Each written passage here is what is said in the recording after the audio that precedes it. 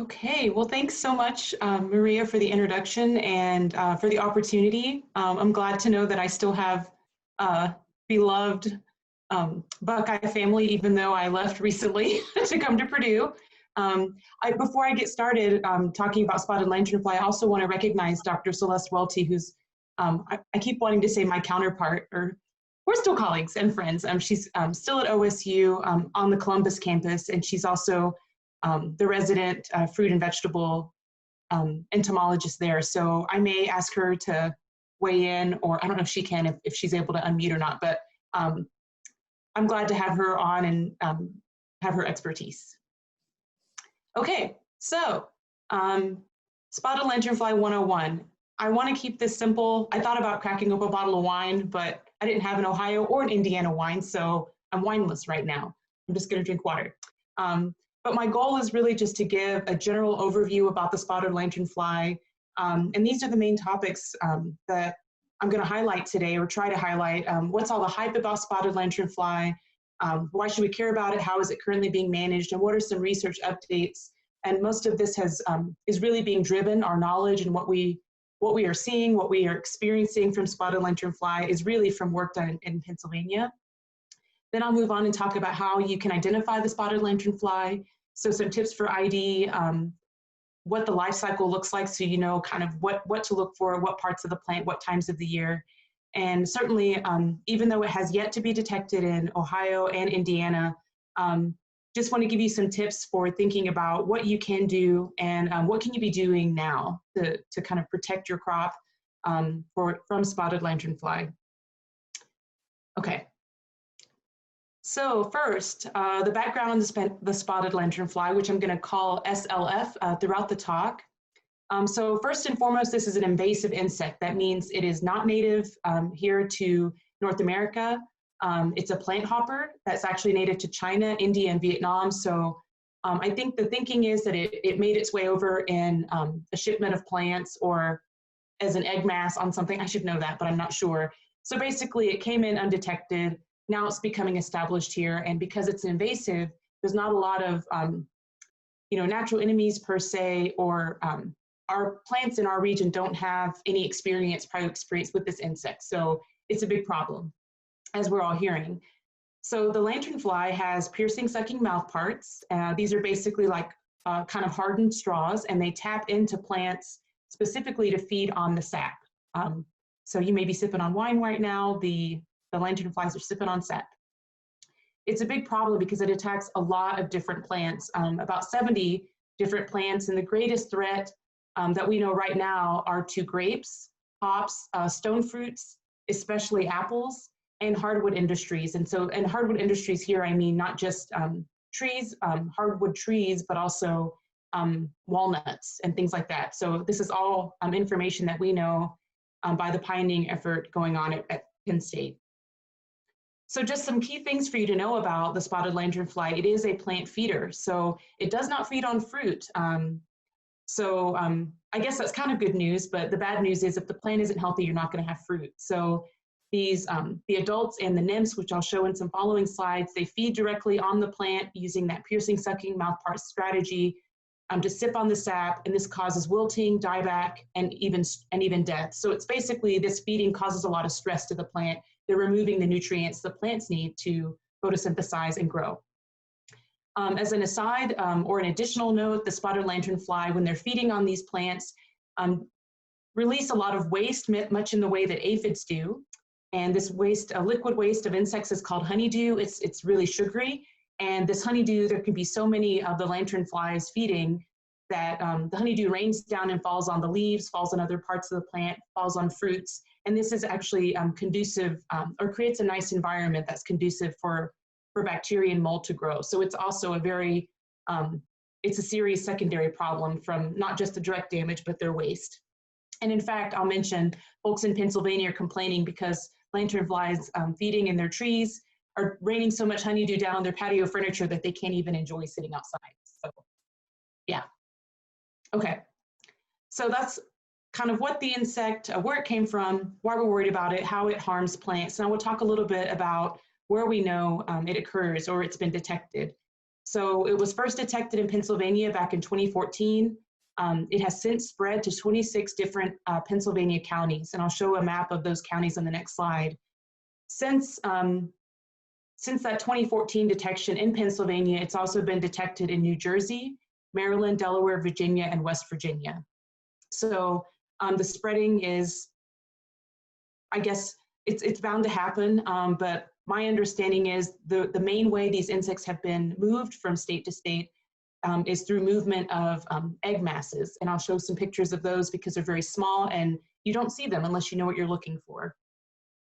So we know more recently that it's been detected maybe 15 miles from the Ohio border, but not detected in Indiana yet. So here's a map of the current distribution of the spotted lanternfly in Pennsylvania. So these are the two counties that I suspect have my dear Buckeyes quite worried about the spotted lanternfly making its way. And just a key here, Berks County here in Brown is the first county where spotted lanternfly was detected. So all of these other counties have an existing quarantine, meaning you cannot move certain items in or out of these counties because they're trying to reduce spread. And then the light blue here represents counties that were added in 2020 to the quarantine in Pennsylvania. And then these dark blue counties are infested areas that were recently added to quarantine in 2020. So, you know, let's see, that's just 6 years ago. We can see it's making its way, I don't want to say dramatically quickly, but certainly spreading. Okay, so this is a picture because I know many of you are, well, I was going to say, most of you are probably grape growers. This is the picture that I like to show that always gets the horrible like response. So this is a picture of the adults that are aggregated feeding on a grapevine in Berks County, Pennsylvania. And I just wanted to show this picture not to do the shock and awe, but just to drive home the point that it's these aggregations of feeding adults or these big groups that overwhelm the plant. So they all get on the plant, they're all feeding, and this is just causing a tremendous amount of stress to the plant. And so some of the serious damage that can be caused is just oozing of the plant sap in response to feeding, wilting certainly because they're reducing the pressure or the hydrostatic pressure of the plants being able to feed, and then of course dieback because they just aren't able to move the nutrients that maybe they have left or don't to other parts of the plant.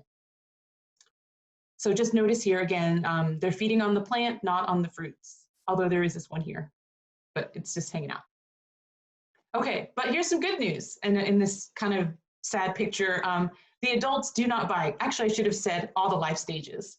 Spotted lanternfly nymphs, adults, they do not bite, they can't sting or otherwise harm people, you, your children, or your pets, because there was a question in the past about if my dog eats a bunch of these lanternflies, is it going to get sick? And it doesn't seem like it. But the good news is they're not very harmful to you. They're not going to, there's no reason to be worried about them for you or your health or safety. So just in a nutshell, how is spotted lanternfly managed currently? And again, these are efforts that I know are going on in Pennsylvania based on their research. So tree banding, which I'll show some pictures following. And these are just ways to stop nymphs and adults from colonizing trees. It's really good for the nymphs because they have no wings, they cannot fly, so they're crawling up trees to try to become established. So the tree bands are sticky and it stops them from moving. One of the massive efforts going on in Pennsylvania, which I think is awesome, there's a lot of community engagement and cooperation, but it's scraping these egg masses from trees. So they scrape all these egg masses and burn them so that these eggs never hatch and you can stop the spread. Removing preferred host trees is something that they're certainly doing in Pennsylvania and maybe an option here. Well, I would say in Ohio or areas where you're worried about having the lanternfly. Tree of Heaven is a highly preferred host tree. In fact, it seems to be the tree that they first moved to in new areas. So it's a nice option as kind of a sentinel plant that you can start monitoring or scouting if you have it on your property or remove it. The last two here are things I know many people always have questions about are pesticides, right? What can be used to stop these insects in their tracks? And so I'll mention that there are broad spectrum insecticides that are available in Pennsylvania. They are using them and they can knock down adults and nymphs, But I just want to emphasize, first and foremost, that there is no need to spray these products in Ohio or Indiana on your crop for spotted lanternfly, because you do not have it yet. So I just want to put that out there so that you save your time and money. These broad spectrum synthetic insecticides are things that you're probably using in the vineyard already. So that's good news. You're not going to have to buy any other products. There are several classes of insecticides that work against these insects based on work done in Pennsylvania. I also wanted to mention, if there are any folks on the call today that are trying to grow their fruits organically, there are some organic products, azadirachtin or insecticidal soaps are the two that I'm aware of, have some efficacy against the spotted lanternfly. I can't tell you what those numbers are, but I know that they've done some testing in Pennsylvania, but they don't necessarily know what the efficacy is. So the bottom line of all of this is there are things that can be done. The insecticides that work for other insects are going to work for spotted lanternfly, but I encourage you to not go out doing any extra sprays just to protect them preventatively right now. Your plants, that is. Okay, so I just wanted to give a couple of other general research updates. Sorry, these slides are a little wordy from Penn State, but things that I thought questions that might come up at the end. So I'm just going to try to give you some information now. There is a large field study. My understanding is it's about the 6-acre size area where they have trees and fruits. They're doing this study in Berks County, and they're trying to test particularly biopesticides, things like Beauveria bassiana, which is a naturally occurring soil-borne fungus that attacks insects. So if you've ever seen an insect out on the soil, or it looks kind of hairy and white and gross, it's probably Beauveria bassiana that has attacked that insect and overcome it. And there's a lot of interest in these kind of biopesticide or naturally occurring biological control agents or entomopathogenic insect agents, because they are specific to the insect, but they're not going to be harmful to birds, mammals, or people. And this is huge because obviously I mentioned in the previous slide, people can use broad spectrum insecticides, but that really can also knock out any beneficial insects you have in your vineyard. And if you have an orchard or you have multiple fruits there, obviously using these broad spectrum insecticides pose risks to pollinators and other natural enemies that are good bugs. So that's why there's a push to kind of understand some of these biopesticide options. And they're going to be releasing these, making these applications from the air in helicopters, apparently, so at large scale and also smaller scale plots. So that's all I know for now, but I thought that was pretty exciting and interesting. The other studies that I didn't get as much detail about, but I know are happening, and these are collaborations between Penn State University and Pennsylvania Department of Agriculture, among others. So they're looking to understand or disrupt, understanding how to disrupt female spotted lanternfly reproductive cycles. I'm not sure if that necessarily means mating disruption. It's not clear to me, but that was the language that I found. They're also testing organic control methods and natural enemies, again, to see if there's any issue or if you can enhance protection of your good insects by using some of these organic options. And certainly understanding feeding preferences. What host plants do they prefer? Where are they going to move from one plant to another? And also their flight behavior. So how far are they moving? When are they most likely to move and engage in this kind of large scale movement or swarming onto certain plants at a certain time of year? So those are kind of the big picture, I think substantial and exciting research that's being done at Penn State University, and we'll just have to stay tuned to see what comes out. But I think at this point, this is all great. We're going to learn a lot from what they're doing there. So now I want to move on to the second part of the talk, and that is how to identify spotted lanternfly. I've shown so many pictures now that hopefully you have a search image for what these insects look like. So at rest, the adults hold their wings tent-like over the body, and you can see that here with these multiple adults on this tree that has that tree band that I mentioned, that sticky, that keeps them from moving up the tree.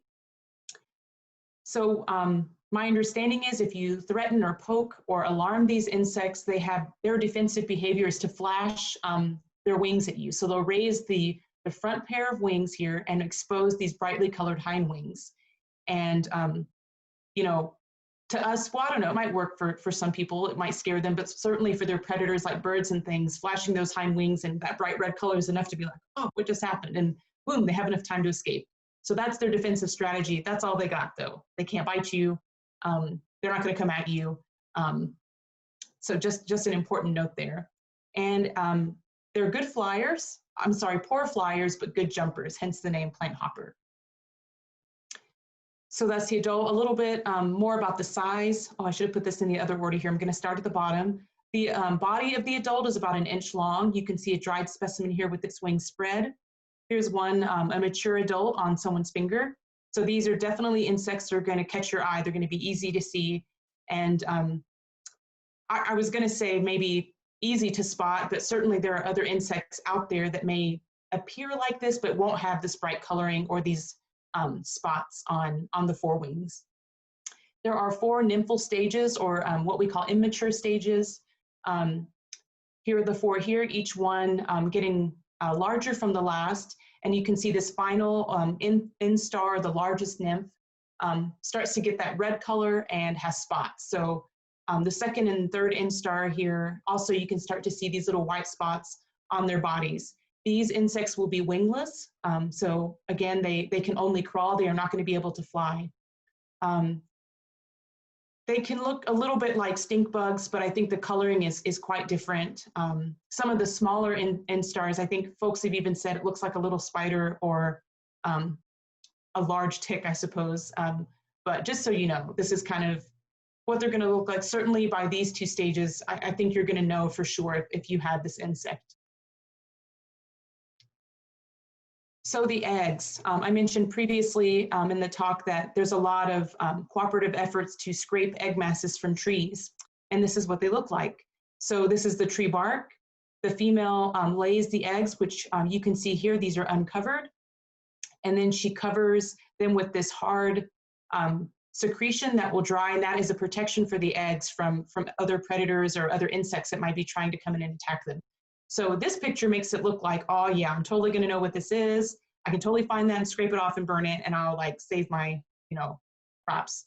Then I found some other pictures, and whoa, like this is a similar kind of egg mass on a rock. So they're pretty inconspicuous. And if you don't know what you're looking for, you could easily walk past and not see this. One of the things that thankfully we know now, but is challenging in the management of spotted lanternfly, is that the females are just as likely to lay their eggs on patio furniture as they are woody stems or tree trunks. So this is one of the reasons I think many folks think, or the researchers are thinking, they have spread so well, because you go somewhere, you travel, maybe you take your grill, maybe you take your camper, who knows, it could even be your vehicle, and the female lays an egg on it, or lays these egg masses on it, and you leave and you don't realize that it's there unless you know what you're looking for. So I think this is the most challenging stage to find, but certainly an effort, a large part of the effort in managing is going out and scraping these and burning the eggs. So this is the life cycle. Those egg masses will start to appear or will be on the trees anywhere from October to June. They'll hatch. You'll have this first instar, which in this picture has those spots. The spots are not that obvious, in my opinion, if you see the first instar. Then they grow a little bit by June and July. They're this next largest stage where you may start to see those spots. June and July again, they get even bigger into the third instar. You're definitely going to see the white spots here. Then the fourth and final immature or nymphal stage here, having the red and these little kind of lumps, which are actually the wing pads of the insect. And then the adults are emerging and are active anywhere from July to December. And my understanding from work in Pennsylvania is it's mainly around August, maybe into early September, depending on the conditions, environmental conditions, when the adults are out flying and kind of aggregating Japanese beetle style on certain kinds of crops. Okay, so that's the life cycle. Now, so some early tips for what you can do to manage spotted lanternfly. First and foremost, help stop the spread, right? The best thing you can do is keep this insect out of the state. So if you're traveling in and out of the quarantine zone, the map that I showed you in Pennsylvania, the recommendation that they're putting out, and that I certainly will encourage you to also do, is check your vehicle and any outdoor equipment that includes grills, mowers, outdoor furniture for nymphs or adults. And these you may see year round. And then egg masses in the late fall or early spring. So if you're taking your camper to wherever, just, before you leave, look very carefully. If anything looks suspicious, take it off. And then, of course, don't move firewood, again, because it could be a source where those eggs are laid. So I mentioned earlier that there's a particular tree, the tree of heaven, that is a highly attractive and favored host for this insect. And so removing these trees can eliminate a favored food source for the spotted lanternfly. If you don't have these trees, they're not coming to feed on them. These trees, unfortunately, though, are a common kind of weedy tree. So they're common in urban areas, woodland edges, roadsides, railways, fence rows, and in forest openings. So there are some well, I guess I'm going off into the weeds. I was going to say there's a lot of places you might have these trees, but if you become familiar with where they are, and if you hopefully don't have many on your property, just go out and get rid of them. Or if you only have one or two, definitely be checking those so that you can detect spotted lanternfly if they show up. Of course, you'd probably just want to destroy it. So just as a follow-up then, if you have these trees in your landscape, as I mentioned, they can be indicator trees because the lanternflies really like them. You might start checking them now. I have an image here of a sapling. There are many other trees that are similar, and rather than try to go through and just explain to you what those trees look like, I have a link here at the bottom. Oh, here it is. Okay, it's a little small, but the link is there, and you can use that to get more information about the trees and what they look like.